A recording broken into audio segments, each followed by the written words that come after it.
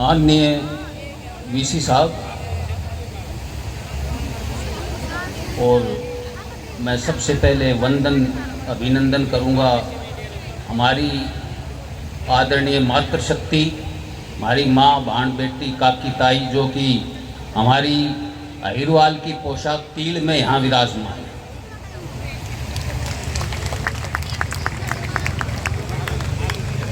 राव उदयराज सिंह जी आफरिया, इलाके की सरदारी, सरपंच साहिबान, मातृशक्ति और प्यारे बच्चों, इतनी बड़ी हस्ती, हिंद का महानायक और 1857 की क्रांति में जिसका अहम रोल रहा, कई बार कष्ट होता है कि शायद इतिहासकारों ने सही रूप से न्याय नहीं किया। लिखा बहुत लोगों ने, लेकिन किसी ने 2 लाइन, किसी ने 4 छंद, किसी ने कुछ।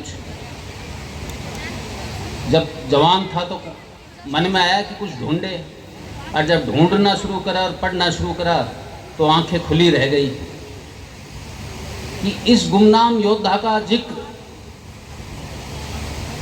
क्यों नहीं है सही रूप से। पूरा बोलने से पहले मैं क्रांति की शुरुआत के बारे में बोल रहा हूँ। 10 मई को चिंगारी मेरठ में लगी,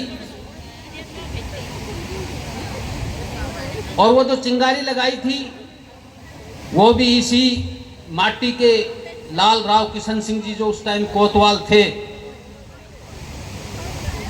और जब फिरंगियों ने यह कहा कि भाई ये 5 गुर्जरों के गांव है, इसको फूंक दो और गुर्जरों को फांसी पे टांग दो, तो राव किशन सिंह जी ने वो बिल्कुल बदल दिया फैसला, और पर्चा लगा के और जो है अपने जो कूच करा दिल्ली की तरफ, उसके बाद अहिरवाल में आए। अब जो वो आग दिल्ली में लग गई, लेकिन 16 सितंबर को दिल्ली फिर से अंग्रेजों के कब्जे में आ गई, और अंग्रेज जो फिरंगी अफसर था मेजर हडसन, इतना निर्दयी था, कहते हैं कि बादशाह के निहत्थे 2 जवान लड़कों का सर काटा, थाली में रख के बूढ़े जफर के सामने पेश कर दिया, और बूढ़ा जफर वहीं बैठ गया। और शायर लिखते हैं कि वो बोला कि तैमूर की औलाद इसी तरह सुरखरू होकर अपने बाप के सामने आया करती थी। तो मेजर हडसन बोला, दमदमे में दम नहीं, अब खैर मांगो जान की, है जफर ठंडी हुई शमशीर हिंदुस्तान की। लेकिन मेजर हडसन ये भूल गया था, जो शमशीर अभी भी हिंदुस्तान की थी वो जिंदा थी, और वो यहां रेवाड़ी में मौजूद थी। जब पूरा पंजाबी सूबा फिरंगी का वफादार था, पंजाबी सूबा मतलब पाकिस्तान का पंजाब, हमारा पंजाब, हिमाचल, दिल्ली, ये हरियाणा, तब आमने सामने की टक्कर फिरंगी को इस माटी के सपूतों ने दी।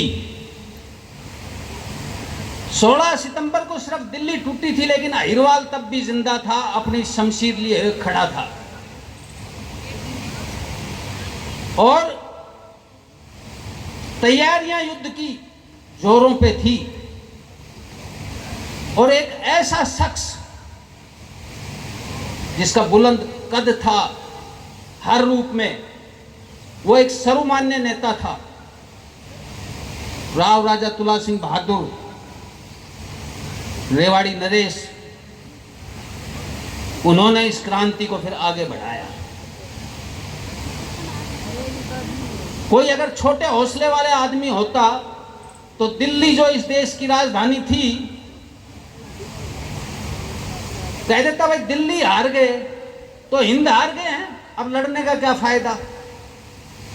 और अंग्रेज हुक्मरान ने काफी मैसेज भी भिजवाए, भाई सरेंडर करो, लेकिन नहीं, तैयारियां शुरू हो गई। और आपको बड़ा ताज्जुब होगा, इस रेवाड़ी के अंदर ही उस जमाने की सबसे उम्दा तोपें और बंदूकें उन्होंने बनवाई। और जब तैयारियां शुरू हुई तो बहुत लोगों को न्योता दिया गया। तो इनकी सरदारी में फिरंगी के सामने खड़ा होने के लिए आपको ताज्जुब होगा कहाँ कहाँ के लोग आए। मारवाड़ से जोधपुर लीजन आ गई। भट्टू का नवाब जो है मोहम्मद अजीम आ गया। झज्जर के नवाब को तो फांसी पे लटका दिया गया था, लेकिन उसका ससुर था समद खान, वो अपनी सेना लेके आ गया और ये इलाका तो खड़ा ही था। आमतौर पे इतिहासकार ये बोलते हैं कि भाई नहीं, कुछ प्रिंसली स्टेट्स की लड़ाई थी या राज्य रजवाड़ों की। नहीं, अगर बात इस दक्षिणी हरियाणा के अहिरवाल की करें तो वो जो रण सजा था नसीबपुर के अंदर, उसमें ऐसा कोई ठिकाना इस अहिरवाल का नहीं था। और बल्कि मैं तो ये वंदन करता हूँ इस मीरपुर की वीर भूमि को। यहाँ का मेरे को नहीं लगता फरियों का एक भी कोई ऐसा परिवार नहीं होगा जिसने अपना बड़ा नसीबपुर के रणखेतों में नहीं खपाया होगा। चारों तरफ के जितने भी मजबूत ठिकाने थे, एक बउआ का काड़ू भाट था, उसने लिखा भी है इसके ऊपर, चाहे गुरावड़ा हो, पालावास हो, डेरोली हो, गंडाड़ा हो, बहरोड हो, उदयराम सर तक की सरदारी मौजूद थी।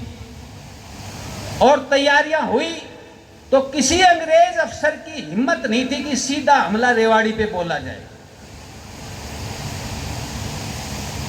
और फिर पूरी तैयारी के साथ में उन्होंने कहा कि दिल्ली काबिज हो गई है, लेकिन दिल्ली के आसपास का इलाका है वो अभी भी बागी है, फ्री है, स्वतंत्र है। और एक इतिहासकार ये लिखता है कि इस पूरे सूबे में जो एक अकेला मैग्नेट, मतलब एक ऐसा पुरुष, एक महानायक था जिसकी सब मानते थे और जो अंग्रेज के सामने हिमाकत कर सकता था, वो राव तुलाराम ही थे। और जब तैयारियां हुई तो 16 नवंबर 1857 को नसीबपुर के रणखेतों में मोर्चा जमा। और आपको ताज्जुब होगा, ऐसा घोर समर हुआ कि उस जमाने का जो प्रसिद्ध इतिहासकार था major Malleson, he was a prime witness to the mutiny, उसने लिखा पूरे इस क्रांति के दौरान इससे बड़ा बहादुराना मोर्चा मैंने कहीं नहीं देखा, जहां दुश्मन के रिसाले ने, दुश्मन की सेना ने पीछे हटने की कभी सोची नहीं। ये आर और पार की लड़ाई थी, विजय और वीरगति वाली लड़ाई थी। और एक दौर ऐसा आया, लगता था कि मोर्चा फतेह हो गया। शाम तक कभी पलटा इधर और कभी उधर।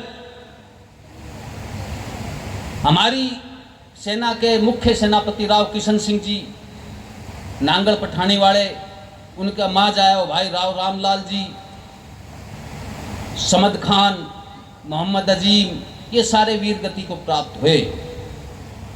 और शाम ढलने के बाद में जो है तकरीबन काफ़ी सेना का हिस्सा कट गया। तो आप देखिए, अगर कोई भी मामूली कोई आदमी हो, मामूली कोई नायक हो, कोई लीडर हो, तो वो हार मान लेगा, मायूस हो जाएगा।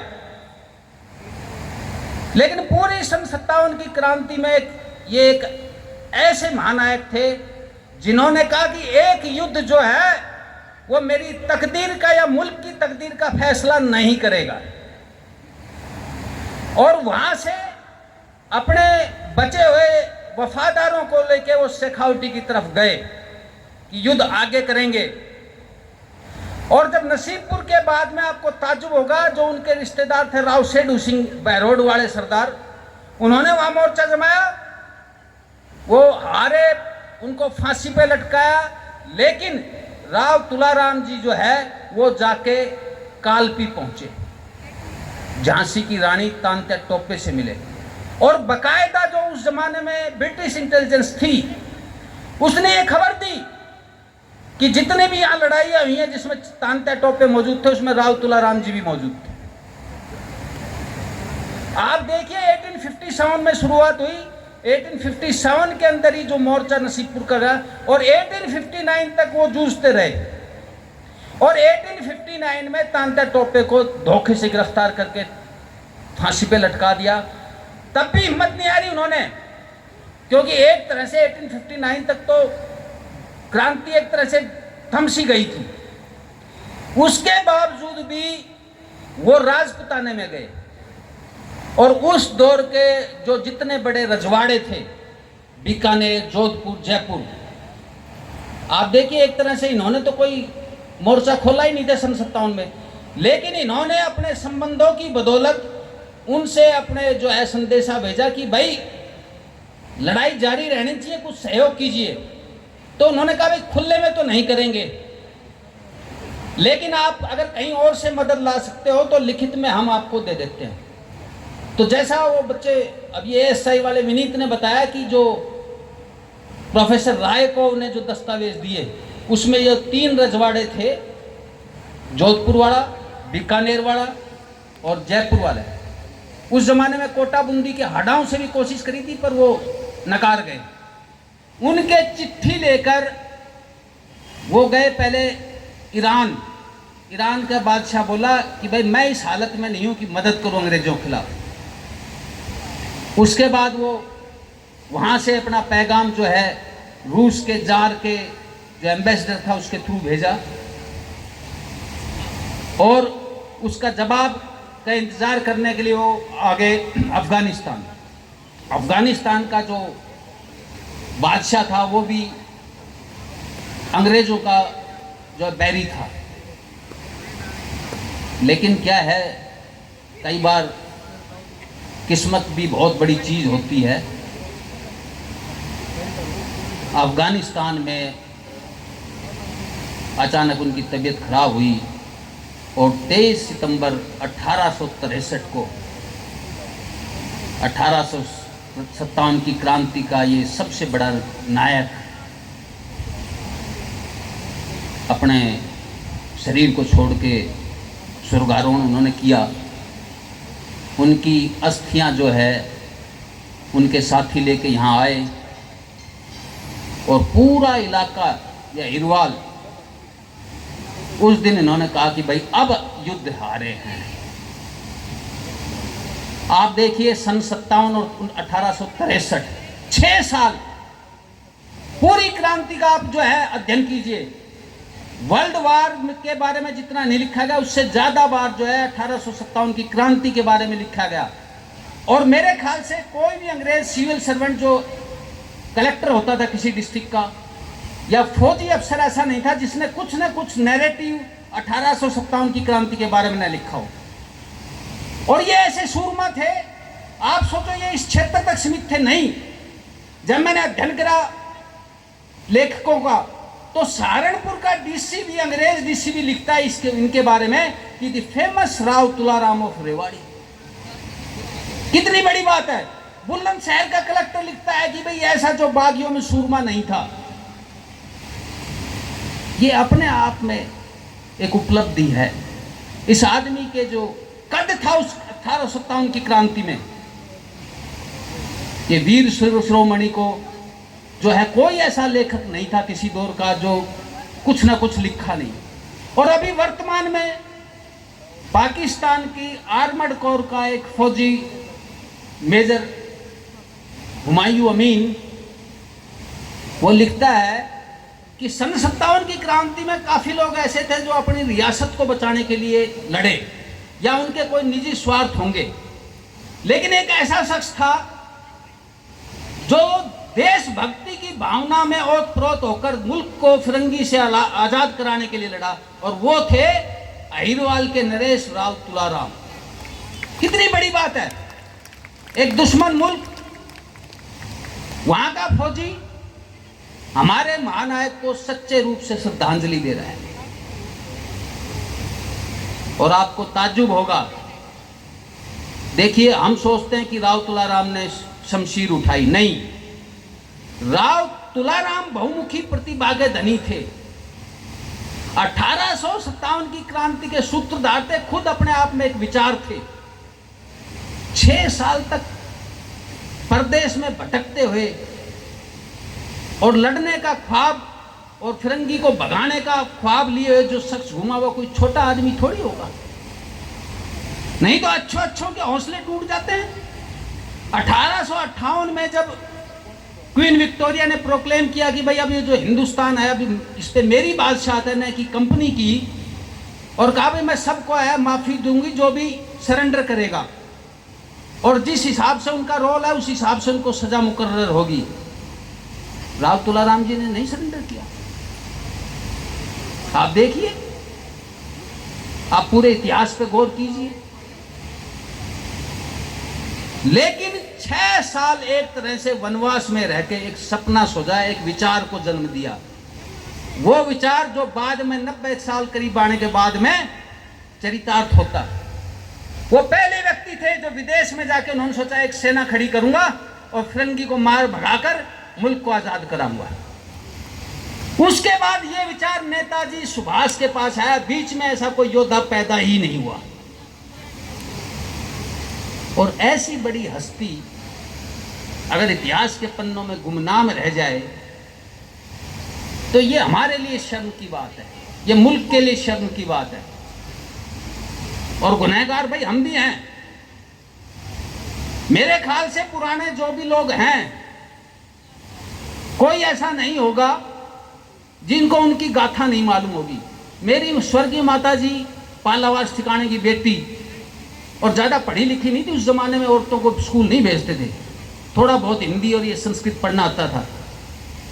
वो मुझे बताती थी भाई ये कैसे शुरुआत है, इस युद्ध के बारे में भी बताती थी, उस क्रांति के दौर में भी बताती थी कि भाई कैसे जो है इन फिरंगियों को हीरो ने कोल्लू फिरवाया इनसे।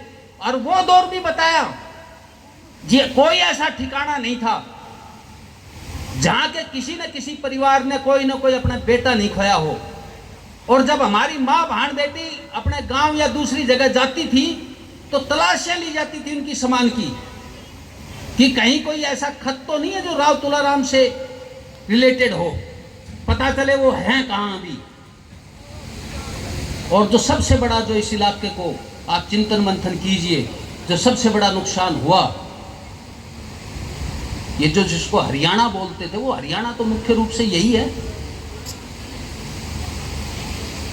अंग्रेजों की एक बहुत पुरानी खासियत थी कि दुनिया के किसी भी हिस्से में कोई इलाका या नस्ल अगर बगावत कर देती थी तो उसको फिजिकली तो खत्म करती थी, उसको सोशली, उसको ज्योग्राफिकली, इकोनॉमिकली खत्म करने के साथ में उसके हथियार छीन लेती थी। तो सबसे बड़ी कीमत ये दी कि हमारे इलाकों को 2 हिस्सों में बांटा। वैसे तो उस टाइम 10 हिस्से हो गए थे, कोई नाभा को दिया, पटियाला को दिया, जींद को दिया, अलवर वाले को दिया, जयपुर वाले को दिया। लेकिन आज भी जो ज्योग्राफिकल हिसाब से आप देखो तो अहिरवाल का जो राठ का क्षेत्र है वो हमसे अलग हो गया। और दूसरा जो था बकायदा प्रॉपर रिकॉर्ड्स के अंदर है, आर्मी के एनरोलमेंट के अंदर हमारे इलाके और हमारी नस्ल की जो है बिल्कुल तकरीबन उनकी मनाही हो गई। और अगर जो आज रेजिमेंट नहीं है तो वो 1857 की क्रांति ही है जो जिसकी वजह से अंग्रेजों ने हमारे को ये जो है सम्मान नहीं दिया। लेकिन आपको ताज्जुब होगा, इतनी ज्यादतियों के बाद भी ये इलाका इसलिए जुड़ा रहा सांस्कृतिक रूप से या वैचारिक रूप से कि बोली एक थी, रिश्तेदारी थी, भाईचारा था, और सबसे बड़ी पहचान तो ये जो हमारी माँ बहन बेटी की जो पोशाक, हमारी तीड़, इसने हमारे ताने बाने को बनाए रखा। और अब बड़ी खुशी की बात है कि जो नई पौध आ रही है, एक बच्चा तो IITN है, वो ये ऐसे बच्चे बहुत दिलचस्पी लेके 1857 की क्रांति में पूरे इस दक्षिण हरियाणा का जो रोल था, खास तौर से ये हमारे महानायक जो राव राजा तुलाराम थे, उनके नेतृत्व में जहाँ कहीं भी कुछ हुआ उसके बारे में अब खोज के लाया जा रहा है। और उम्मीद है कि आने वाले 2-4 वर्षों में ही वो ग्रंथ आम जन के सामने आएगा। हमारे पुरखों के शौर्य को, हमारे पुरखों की बहादुरी, उनकी देशभक्ति को जन जन तक पहुंचाया जाएगा। अब बात यह आती है कि राव तुलाराम ही एक अकेली शमशीर नहीं थी। जितने भी यहाँ इस इलाके में प्रसिद्ध ठिकाने थे, मैंने कहा ना, ये मीरपुर भी एक, शायद इनका कोई भी घर ऐसा नहीं होगा जिसने कोई अपना खोया नहीं होगा। ऐसा कोई गांव नहीं था जो अंग्रेजों ने हमारे लोगों को फांसी पे लटकाया नहीं, और बड़ी बेदर्दी से करते थे। जो बड़ा पेड़ दिखता था पीपल का या बरगद का, वहीं टांग देते थे और फिर लाश को चील कौवे खाते थे। मतलब सही रूप से उनकी विदाई भी नहीं होती थी, अंतिम संस्कार नहीं होता था। आप देखिए ये मीरपुर की जो हवेली है, इसको भी कुर्क कर दिया था। जितनी भी हवेलियां थी, गढ़ी थी, छोटे छोटे ठिकाने जहाबाद थे, वो सारे तहस नहस कर दिए। और जो उनके साथी थे, जो अंतिम दौर तक उनके साथ रहे, जब वो वापस आए तो उनकी एक एक चीज जब्त कर ली। और ज्यादा कई लोग तो बेचारे बड़ी मुफलिसी में जो है यहां से दुनिया से प्रस्थान करा। ये शाहजहांपुर का किला उदय प्रताप सिंह आफरिया के पास था। वो बेचारे जब आए, उनके राव तुलाराम जी के स्वर्गारोहण के बाद, वो बड़ी बुरी हालत में गए, लिसान के थे। इधर ये जो तारा सिंह जो उनकी अस्थियां लेके आए थे, पाल आवास वाले, उनका बड़ा बुरा हाल हुआ। आशिया की गौरावास ठिकाना सब कुछ कुर्क कर लिया फरियों का, तो बहुत मजबूत ठिकाना था। और जो इस आबिर कुलदीपिका का इन्होंने जिक्र किया, कंवर मान सिंह जी, वो उन्हीं के वहीं आशिया की गौरावास के थे। और आपको ताज्जुब होगा, 1857 की क्रांति के बाद कोई चू भी नहीं कर सकता था। बड़ी मुश्किल से राव मान सिंह जी आशिया के गौरावास वाले, जो उस जमाने का बड़ा विद्वान था, उसने एक पुस्तक लिखी आबिर कुलदीपिका, जिसमें इस क्रांति के बारे में काफी कुछ लिखा गया। आपको ताज्जुब होगा कि इतनी ज्यादा दहशत थी ब्रिटिश इंटेलिजेंस की, उसकी पुस्तक की सिर्फ 8 कॉपियां निकाली गई है, सिर्फ 8। और 8 कॉपियां जो हैं, उस जमाने में जो पुराने जो हमारे जो मोजिस ठिकाने होते थे, धारूएड़ा हो गया, गढ़ी बोलनी होगा, उनके पास चुपचाप पहुंचाई गई कि भाई ये नस्लें खत्म हो जाएंगी, लेकिन कम से कम असली बात तो जिंदा रहे। क्योंकि अंग्रेज ने तो अपना इतिहासकार अपनी सुविधा अनुसार लिखा। तो मेरी ये गुजारिश है, काफी लोग इसमें अभी भी लगे हुए हैं, एक राव जसवंत सिंह जी भी हैं। ऐसे परिवारों को ढूंढा जा रहा है जिनका कोई ना कोई बेटा, भाई, पिता, दादा नसीबपुर के रणखेतों में जूझा नहीं हो। और कईयों की नाम की लिस्ट धीरे धीरे निकाली जा रही है, तथ्य निकाले जा रहे हैं, उनको एक दूसरे से मिलाया जा रहा है। अभी मैंने एक दस्तावेज में पढ़ा कि भाई राव तुलाराम जी जब वहां से प्रस्थान किया, तो वहां एक नागौर में ढाणीपुरा में जाके, ढाणीपुरा गांव है, वहां पे ठहरे थे। मैं वहां ढाणीपुरा होके आया हूं। वहां आज भी हमारे यहाँ के कुछ लोग मौजूद हैं, उनसे मिला मैं। तो ये सारी ताने बाने अभी इकट्ठा हो रहा है, जुड़ रहा है। खुद मेरे जो परिवार से जो हमारे बड़े थे, राव सेठू सिंह, वो उस लड़ाई में लड़े थे। और बाद में जो है उन्होंने दूसरा मोर्चा बहरोड़ की घड़ी में जमाया। और बाद में फिर जब वो मोर्चा टूटा तो अंग्रेज जो अजमेर एजेंसी थी, उन्होंने उनको फांसी पे लटकाया। ऐसे आपको हर जगह लिसान के जो आफरियों के परिवार, उनके पास जाके देखिए, कोई ना कोई पुराना दस्तावेज जरूर मिलेगा। तो नस्ल जो हमारी नई वाली है, पढ़ी लिखी है, इनके पास साधन संसाधन है। ये एक बड़ी अच्छी शुरुआत है। यहाँ पीठ स्थापित हुई, ये इस इलाके के नहीं, हिंद के महानायक थे। ये हमारी नैतिक जिम्मेदारी है, जो ऐसे जो शिक्षा के मंदिर हैं, संस्थान हैं, वहां जो है देश के सच्चे बेटों को जरूर याद किया जाता है, ताकि हमारी जो आने वाली नस्लें हैं उनमें संस्कार पिरोया जा सके। तो मेरी गुजारिश नई पौध से यह भी है कि इतना बड़ा इलाका नहीं है, अगर आप ढूंढोगे कुछ ना कुछ जरूर मिलेगा। मैं नांगल पठानी में उनके जो राव किशन सिंह जी के परिवार से मिला था, वहां भी मैंने कुछ चीज देखी, उनकी तलवारें और वो जो थाल वगैरह जहां हुआ था। और आपको ताज्जुब होगा, देखिए वो ऐसी लड़ाई थी जहां मां जाए हुए भाई जूझे। 32 साल की उम्र राव किशन सिंह जी की थी। 32 साल कोई उम्र नहीं होती है। आज के दौर में तो गृहस्थ जीवन शुरू होता है कई जगह शहरों में। तो 32 साल की उम्र में जब समर सज गया और उनको मुख्य सेनापति जो बनाया गया, तो अपना छोटा भाई था, उनका मुश्किल से 25-26 साल उम्र थी, राव रामलाल सिंह जी। और कहते हैं इतना बांका जवान था कि पीछे हाथ यूं बांध के और चलते दौड़ते घोड़े पे चढ़ जाता था और तलवार बड़ी जबरदस्त चलाता था। तो उसने कहा कि भाई यहां तो मरना है, तो कुनबा खत्म हो जाएगा, तू गांव चला जा, परिवार को संभाल। बोले ना, पूरी जिंदगी आपके साथ रहा हूं, रणभूमि में भी आपके साथ ही रहूंगा। और आपको ताज्जुब हुआ जब राव किशन सिंह जी वीरगति को प्राप्त हुए, तो बिल्कुल मतवाले हाथी की तरह राव रामलाल दोनों हाथों से तलवार चलाते हुए, और जो है अंग्रेजों की जो कैवलरी का जो रिसाला था उसके अंदर घुस गया और ऐसी जबरदस्त मारकाट मचाई कि चारों तरफ ऊंट घोड़े और आदमियों के जो सर कटे हुए, और वहीं जो है लड़ते हुए रामलाल वीरगति को प्राप्त हुए। और तीसरा भाई राव राम सिंह, उनको राव तुलाराम ले गए अपने साथ और गंडाला के अंदर छुपाया उनको। बाद में अंग्रेजों ने उनको गंडाला से गिरफ्तार किया था और उनकी जो है पूरी प्रॉपर्टी को जब्त किया, कुर्क किया, अत्याचार किए, सजाएं दी। उस जमाने में 2000 रुपए का जुर्माना, 2000 मतलब आज का 2 करोड़ रुपया। तो हमारे ऐसे ऐसे परिवार हैं जिन्होंने अपने बेटे दिए लेकिन गुमनाम चले गए। अब क्योंकि साधन है, संसाधन, और सबसे बड़ी बात शिक्षा का प्रचार है, इलेक्ट्रॉनिक आपके पास गैजेट इतने तगड़े हैं, आप सब कुछ ढूंढ के ला सकते हो। एक दूसरे से कनेक्टिविटी बड़ी जबरदस्त है। आप इंग्लैंड में बैठे हुए लोग से बात करते हो। मैंने एक पाकिस्तान से जो है 1885 का जो है गुड़गांव का गजेट ईयर मंगवाया। कई लोग हमारे अभी लंदन गए थे, एक कोसली के कमांडर कुलप्रीत सिंह हैं।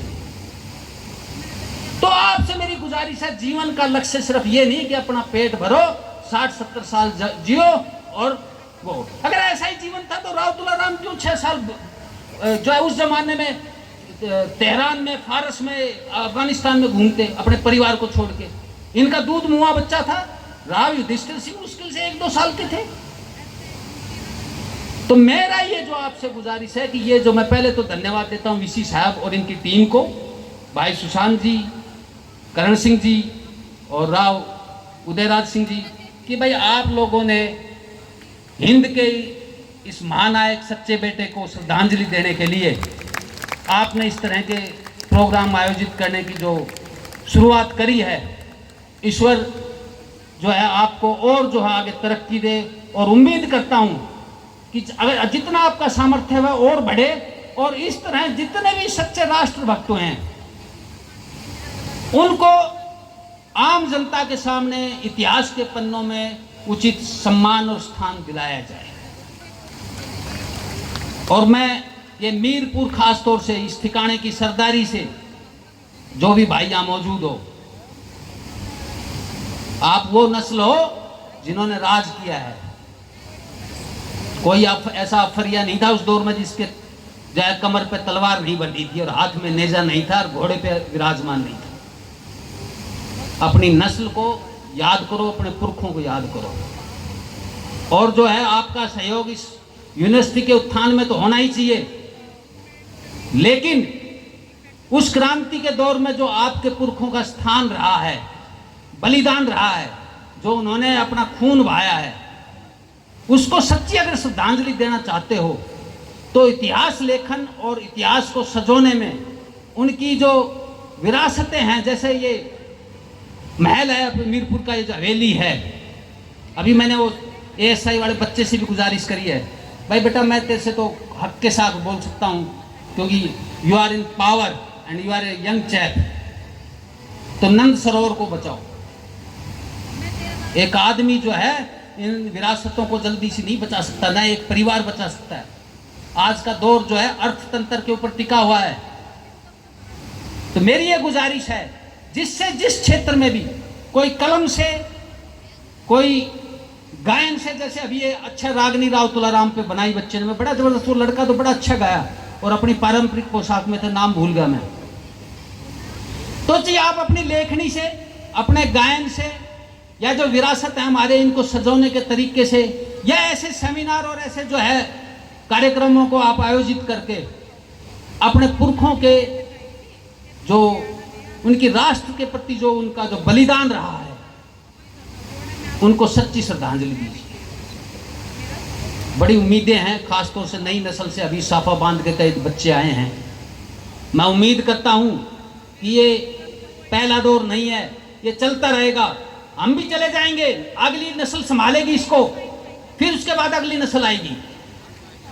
तो ये जो सूरमा थे, हमें लगता था जो ये एक तरह से गुमनाम हो जाएंगे, नहीं, अब उम्मीद बंधी है कि हिंद के इस सच्चे नायक को, 1857 की क्रांति के सबसे चमकते हुए सितारे को इतिहास के पन्नों में आप स्थान तो दिलवाओगे, लेकिन साथ में जन जन तक इसको पहुंचाओगे। इसी आशा के साथ मैं आप सबको बहुत बहुत धन्यवाद देता हूं। आपने सुना, आपने अपने समय दिया।